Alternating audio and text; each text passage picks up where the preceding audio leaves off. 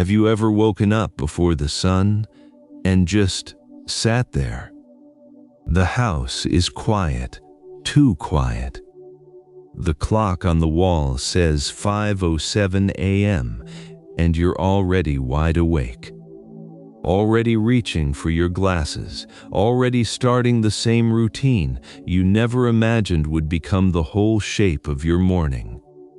Maybe the television comes on, not because there's anything you want to watch, just because you want voices in the room. Or maybe it's different for you. Maybe it's 3 a.m. and the quiet isn't peaceful. It's just loud in a different way.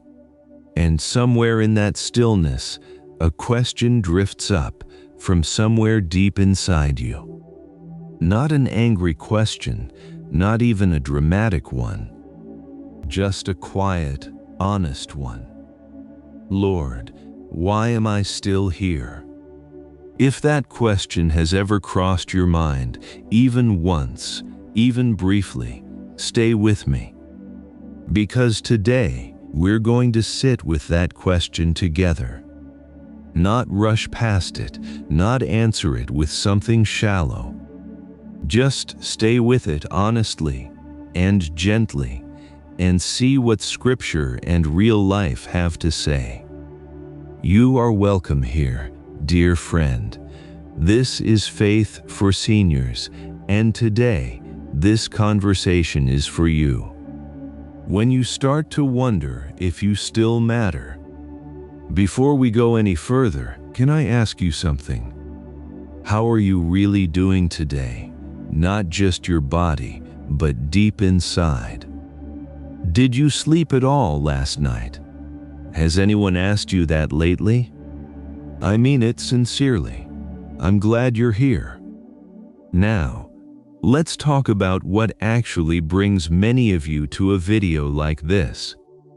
It's not one big crisis, it's smaller than that. It's the adult children who love you, but come and go in a rush. It's the calendar that used to be packed with responsibilities and now has long stretches of empty days. It's sitting in your chair while younger people move around you, doing everything quickly, efficiently, without really needing your input. And somewhere underneath all of that, a quiet ache starts. Not quite loneliness, not quite sadness, something more specific than either of those. The fear of being unnecessary, not unloved, unnecessary.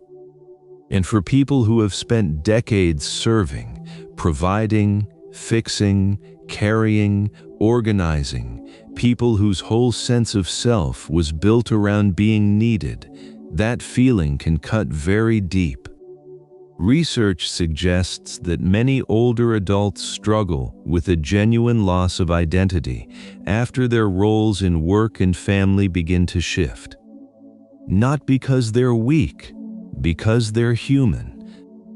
Because when your life has been shaped by giving, the moment the giving changes can feel like the ground moving under you. So if you felt that way, you are not crazy. You are not faithless. You are not alone. Here's the thing though. The world taught you to measure worth by what you produce, but God never did. The world asks, what can you still accomplish? God asks something quieter. What fruit is growing in you now? And that is where this anchor verse matters so much. They will still bear fruit in old age. They will stay fresh and green. Psalm chapter 92, verse 14. Read that carefully. Notice what it does not say. It does not say you will still move the way you did at 40. It does not say you will still lead every room or fix every problem. It does not promise your body will cooperate or that your schedule will stay full. It says you will still bear fruit. Fruit in old age often looks different than it used to. It might look like patience, where there was once hurry, calm, where there was once control, prayer, where there were once plans, a steady spirit, where there was once physical strength. That is not less, that is a different kind of bearing. Your usefulness has not ended, dear friend. It has changed shape. Just sit with that for a moment. Arthur's walker and the words he didn't expect. Let me tell you about a man. I'll call him Arthur, 78 years old. Arthur hates his walker, really hates it. For 40 years, he fixed cars and solved problems and paid every bill on time. And he took genuine pride in being the man others depended on. Now his son comes by to mow the lawn. Arthur used to mow himself. And every single pass of that mower feels, to Arthur, like a small insult. He sits on the porch afterward with a glass of ice water. His son sits down beside him, sweaty and quiet. And Arthur's thinking, I'm making him do my work now. I'm just another thing on his list. Maybe you know that feeling. The quiet humiliation of needing what you used to provide. The way you apologize for asking for a ride, or for help reaching something, or for moving a little slower than everyone around you. Some people would almost rather go without than feel like a burden. There's real grief in that. But here is what Arthur didn't know that afternoon on the porch. Those 20 minutes were the only quiet 20 minutes his son had had all week. His son's marriage was under strain, work was grinding him down. He was tired in ways he couldn't even explain to anyone. And what looked to Arthur like being a burden was actually, maybe without either of them fully realizing it, becoming something like a shelter. One afternoon, his son finally said it. I don't need you to fix it, Dad. I just need you to be here. Arthur went quiet. He didn't know what to say. He laughed a little, then looked away. But those words changed something. Because Arthur had believed his value ended when his strong back did. And his son was telling him something completely different. He wasn't coming to mow out of obligation. He was coming because he needed a father who didn't panic, a father's steadiness, a father's porch, a place where the world slowed down enough for him to breathe.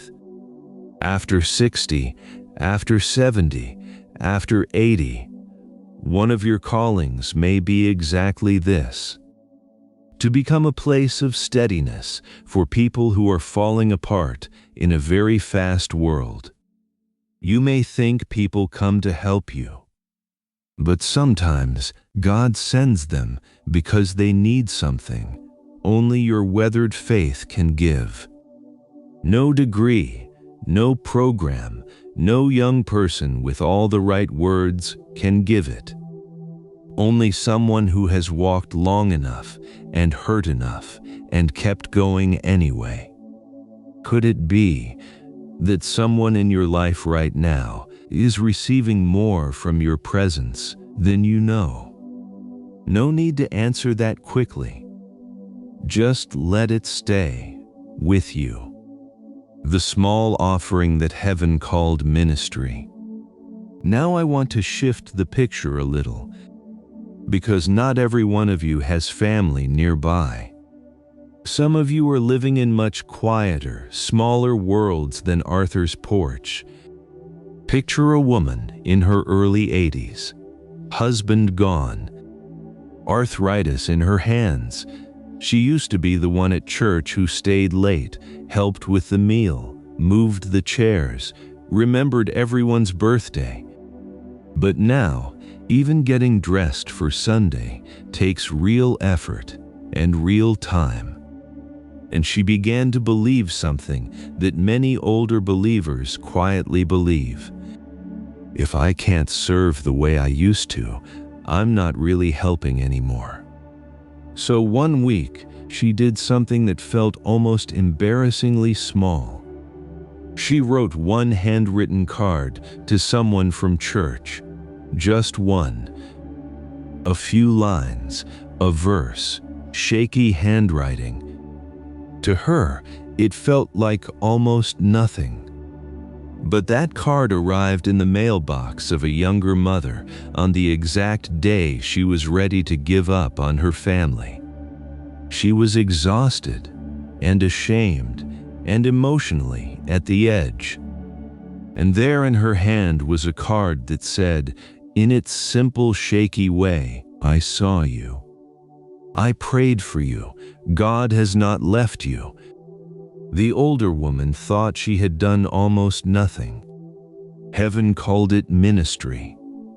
This is one of the most important truths I want to leave with you today. After 60, fruit often becomes more concentrated, not less meaningful. One phone call, one prayer spoken over someone, one card in the mail. One calm conversation at the right moment. One grandchild who will remember for the rest of their life how you listened, really listened, without checking your phone. One blessing spoken quietly over someone who was about to give up. That is not less. That is kingdom work in a very distilled form. Psalm chapter 92 verse 14 says, "They will still bear fruit in old age." Not big public fruit only. Not fruit if your schedule is full, just fruit, real fruit. Living fruit, timed by God, not by what the world considers impressive. If your world has become smaller, dear friend, that does not mean your impact has become smaller. Sometimes God reduces the radius so He can deepen the roots. When you wake at 3 a.m. and the night feels like a weight, let me ask you something gently. How many nights lately have you woken up in the dark and just lain there? 3 a.m., house dark, silence loud. You think about your health, your children. Maybe a grandchild who is drifting, a daughter whose marriage worries you. Bills, a funeral you attended. The person whose side of the bed you still miss. And the enemy loves the night. He whispers in the dark, "You are alone. You are forgotten. There is nothing meaningful left for you." Many older adults feel this. And it's not weakness. It's not lack of faith. It's grief and physical tiredness and love that has nowhere to put itself at 3 a.m. But here is something I want to offer you gently, and only gently, as a possibility, not a certainty. What if those midnight hours are not only a burden?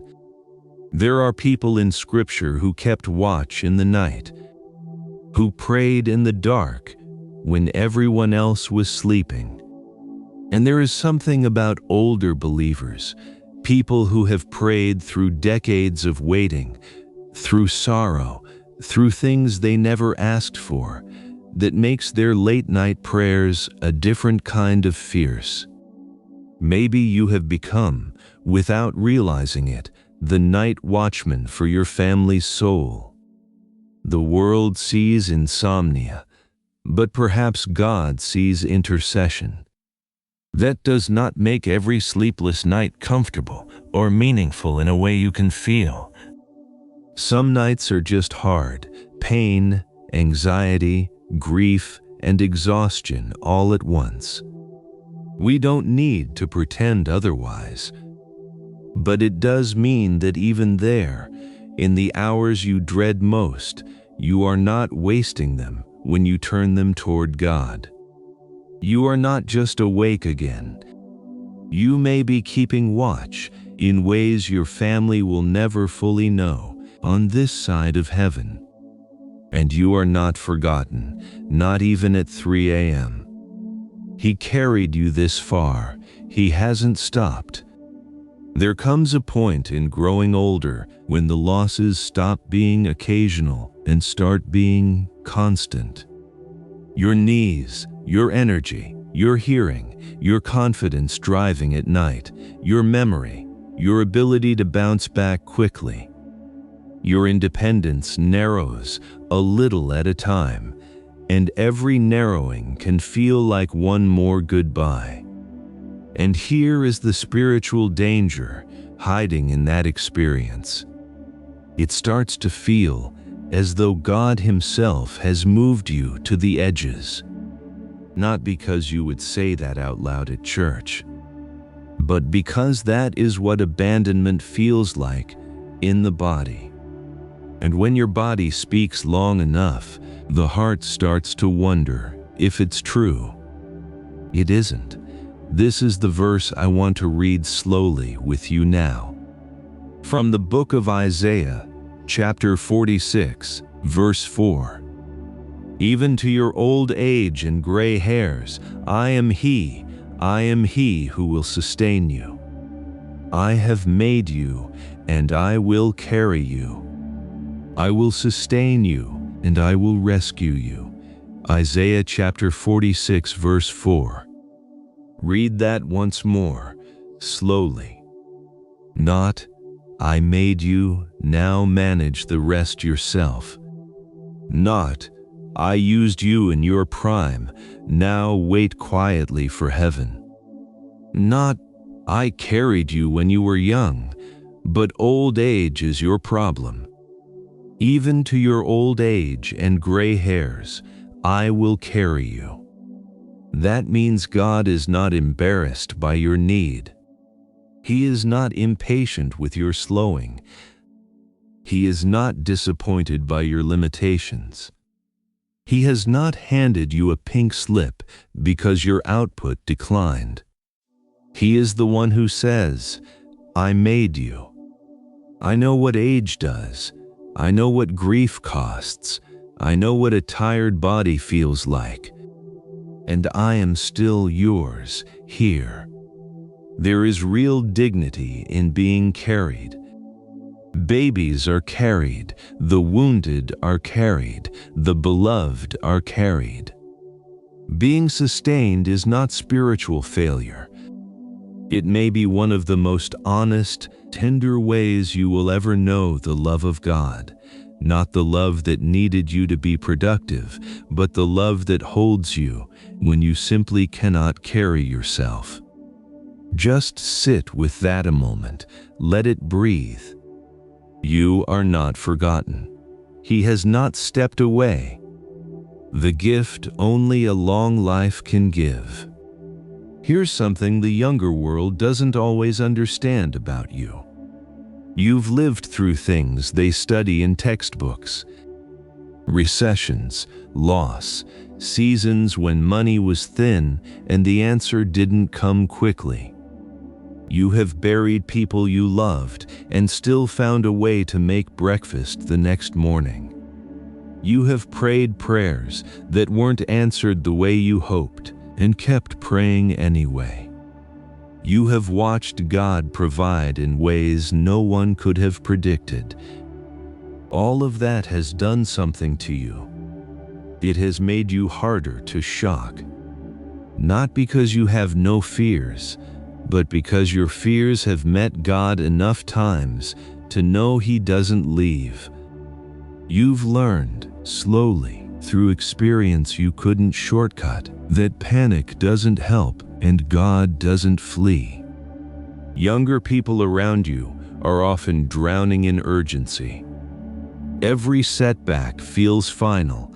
Every headline feels catastrophic. They need someone who has been to the edge and come back. Not with easy answers, just with steadiness, just with the quiet proof that God gets His people through. Your calm in a crisis is not nothing. Your willingness to say, "This is hard, and I still trust Him," that is a living testimony. It preaches louder than a speech. This may be one reason God keeps spiritually seasoned believers here longer than they expected. Because the generation coming up behind you needs living evidence that faith survives long winters. Your presence in a room, at a family gathering, at a church pew, on the other end of a phone, may be providing exactly that. Your scars have become shelter, dear friend. Your endurance has become someone else's evidence. The empty chair and the grief you don't have to hide. But I want to be honest with you about something. Maybe all of that sounds beautiful, and you're sitting there thinking, "That's a nice thought. But my house is still empty, and grief still sits at the table with me." Then let's talk about that directly, because you deserve that. There is an empty chair somewhere in your life, a side of the bed untouched, a name still in your phone that you haven't deleted, a birthday you still remember, a story only the two of you knew. You may smile when people ask how you're doing, but then evening comes. The dishes are put away, the house goes quiet, and that particular ache, the one that has no name sharp enough for it, settles in beside you. Many older adults are carrying grief that the world has decided they should be used to by now. As if love expires, as if loss becomes ordinary, just because time passes. It doesn't, and it shouldn't have to. God does not ask you to pretend it's fine. He doesn't ask you to deny the empty chair. He doesn't rush you through the ache. He sits with widows. He sits with lonely men who don't know what to do with long afternoons. He sits in quiet kitchens. He sits in the silence after everyone leaves. You are not forgotten, not even in the grief.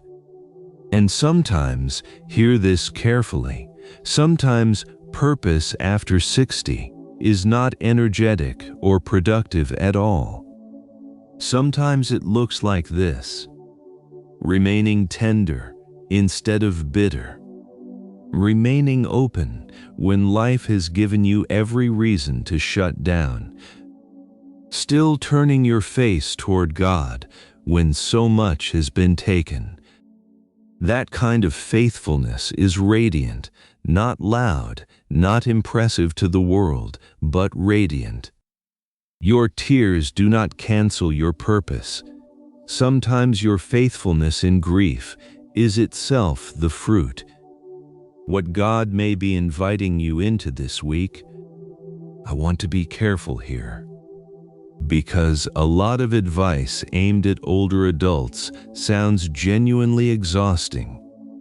Travel more, join more, reinvent yourself, stay productive, pick up something new, keep proving yourself.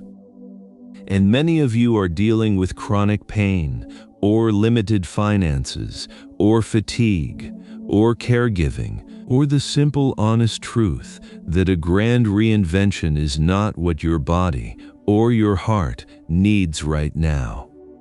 That kind of advice can leave you feeling like you're failing at aging, as if God only approves of the visible and the energetic. But what if His plan for this season is gentler than that? Not a massive performance, not one more burden, not a late life audition for worth.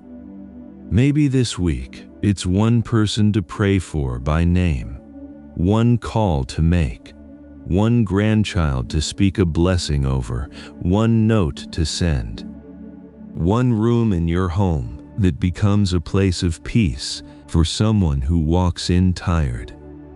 One weary person who leaves your presence a little steadier than they arrived. One daily, quiet surrender that says, Lord, use even this small life today. This kind of purpose is deeply Christian. It mirrors Jesus, relational, attentive, personal, present. Not always grand, often invisible, always real. And for the one watching who can barely leave home right now, hear this clearly. Your inability to do many things does not disqualify you from doing holy things. You don't need a bigger assignment to have a meaningful life. You may only need to see the sacredness of what is already in your hands. So tonight, maybe instead of asking, what can I still accomplish, the better question is, who can I still love, steady, bless, or pray for from exactly where I am? No pressure in that, just an invitation. You are still seen, still held, still bearing fruit. If you remember nothing else from our time together today, hold on to just a few things. If your house is quiet, God has not forgotten your address. If your body is slower, your purpose is not necessarily smaller. If you feel like a burden to others, your presence may be a shelter they cannot find anywhere else. If your nights are long and hard, they may still carry something holy in them.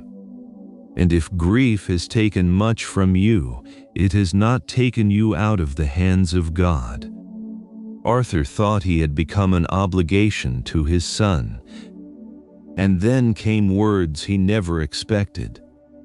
I don't need you to fix it, Dad. I just need you to be here. There is a real chance someone in your world needs exactly that from you. Not your old strength, not your younger pace, just your faithful presence. Your prayers, your steady, weathered trust in a God you have followed for a long time. So here is the question to carry with you tonight, gently, without pressure. What if God keeps you here not because He forgot about you, but because someone still needs the fruit only your life can bear? Tomorrow may still be hard, the chair may still be empty, the knees may still hurt, the house may still be quiet in that particular way. But you will not walk into tomorrow alone. He is with you even here. He will sustain you. He will carry you. Those are not my words. They are His.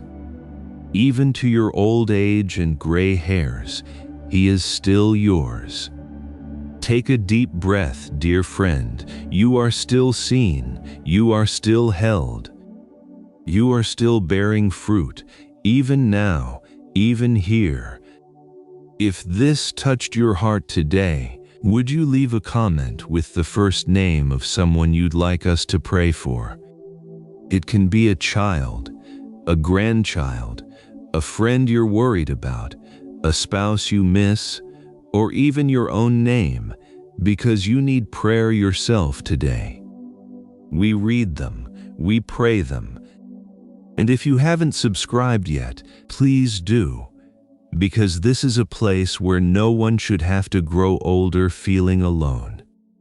When you share a comment, someone else reads it and realizes they are not the only one.